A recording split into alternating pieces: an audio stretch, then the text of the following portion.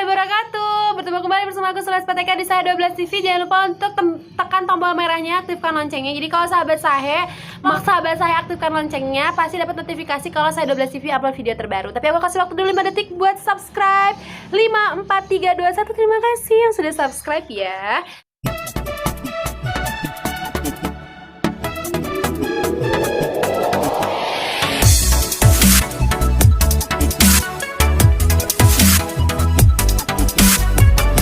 Habis movie maraton ya, film The Danish Girl tadi udah aku review ya. Yang belum lihat videonya nanti aku taruh di deskripsi box. Dan aku hari ini mau review film atau movie yang baru saja tayang di Netflix ya, tanggal 17 Agustus kemarin ya. Sebelumnya aku mau mengucapkan juga selamat Hari Kemerdekaan Republik Indonesia yang ke-75 tahun. Semoga pandemik segera berakhir agar kita bisa beraktivitas secara normal. Terima kasih banyak. Aku sangat-sangat exciting banget ya hari ini ya, karena aku mau review satu film yang baru tayang saja di Netflix, yaitu film Guru-Guru Gokil ya. Siapa yang menandatangani proklamasi? Bukan saya, Pak. Yang tayang 17 Agustus 2020 dari sutradara Samarea Simanjuntak dan juga produser debut pertama kali Dian Sastrowardoyo. Si Cinta jadi produser ya. Salah siapa? Salah gue? Salah temen gue? Salah siapa katanya? Ini kayak perlu patut untuk ditonton ya, karena udah ditunggu-tunggu banget sama movie lovers. Harusnya sih film ini tayang di bioskop, tapi karena pandemi yang tidak berkesudahan, akhirnya mungkin dari pihak Best Entertainment memberi license ini kepada Netflix. Ya cukup disayangkan sih sebenarnya, karena kayaknya kalau di bioskop tuh bisa ditonton vibes-nya tuh lebih greget gitu ya. Tapi kalau di Netflix jujur ya udah deh, kita lihat aja reviewnya. Tapi nanti ya maksudnya menurut aku kayak gimana, nanti kita review bareng-bareng. Terus juga reviewnya kayak gimana kalau tayang di Netflix. Aku udah nonton, vibesnya gimana, langsung kita bahas aja film Guru-Guru Gokil yang tayang hampir di 190 negara 190 negara dengan subtitle 17 bahasa, dari mulai bahasa Inggris, bahasa Thailand, Jepang, Korea, Spanyol, dan juga Prancis. Film dari Best Entertainment yang di debut pertama kali produser oleh Dian Sastrowardoyo ini. Cast-nya itu ada Gading Martin sebagai taat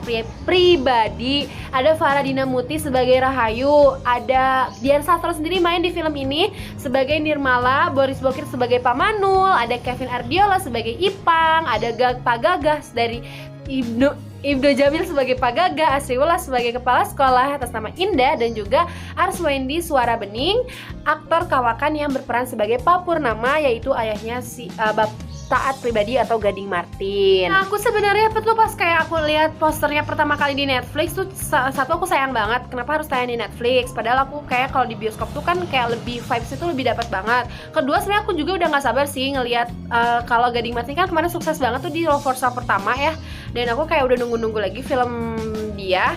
Lalu aku juga suka karena di sini ada Boris Bokir sebagai Manul yang pasti akan membawa vibes komedi yang akan lucu banget. Tapi aku nggak tahu nih sebenarnya Boris Bokir di sini tuh hanya berperan sebagai Pak Manul atau dia juga berperan sebagai komedi konsultan di film ini.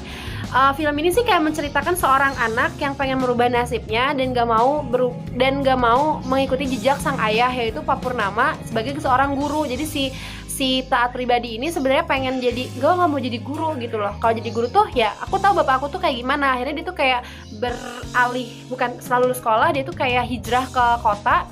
10 tahun dia di kota struggling menjalani kehidupan yang sampai akhirnya tetap aja gitu loh dia gagal gitu, nggak sukses. Akhirnya dia pulang kampung lagi. Nah, pulang kampung ini dia sebenarnya pengen mencoba hal lain, seperti mau jadi YouTuber kan. Terus dia kayak datang ke suatu agensi TKI dan dia tuh pengen dia ngelihat selembaran pamfletnya kalau ngelamar pekerja di kapal pesiar, tapi justru malah dialihkan, atau si agensinya ini bilang kayaknya lo harus coba di sini dulu deh, baru nanti kalau misalnya emang lo oke nanti gue panggil gitu. Dan ternyata dia malah direkomendasikan jadi guru SMA, yaitu di SMA dia dulu, dan dia itu akhirnya ngajar di SMA tersebut jadi guru sejarah. Sayang banget kalau dan di situ mulai sih konflik-konfliknya, di mana terjadi perampokan, uang bos yang turun itu dicuri oleh rentenir di daerah tersebut ya, si Pak Li.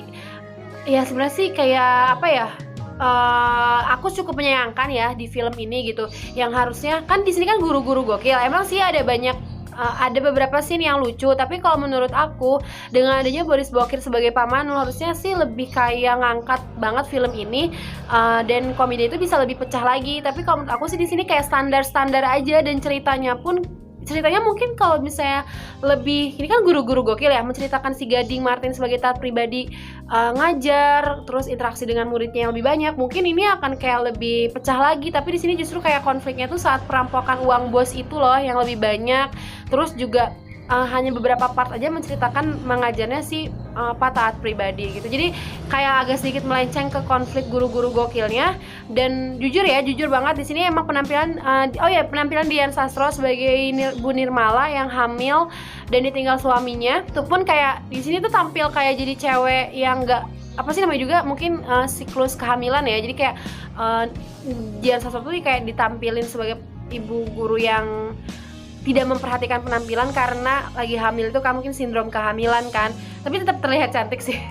Cuma maksudnya kalau menurut aku tuh serba nanggung sih komedinya tuh, sayang banget. Padahal aku kayak mikirnya tuh kayak si Gading Martin yang bakal ngajar murid-muridnya, terus pas ngajar tuh mungkin terjadi atau dapet jokes yang lucu, tapi justru mental gitu aja sih. Jadi kalau menurut aku, dan untungnya kebantu banget sama setting tempat yang cukup pedesaan, tapi pedesaan juga nanggung banget sih kehidupannya. Maksudnya dia tuh kan setting tempatnya kayak di perkampungan gitu, tapi ya nggak kampung-kampung banget, gimana ya pokoknya gitu deh. Aku kayak ngelihat dari segi alur cerita tuh kayak serba nanggung gitu sih, sama komedinya juga nggak begitu pecah gitu. Mohon maaf banget, tapi maksudnya sayang banget karena kan di sini kan Boris Bokir yang kita tahu sebagai stand up komedi dia luar biasa banget ya.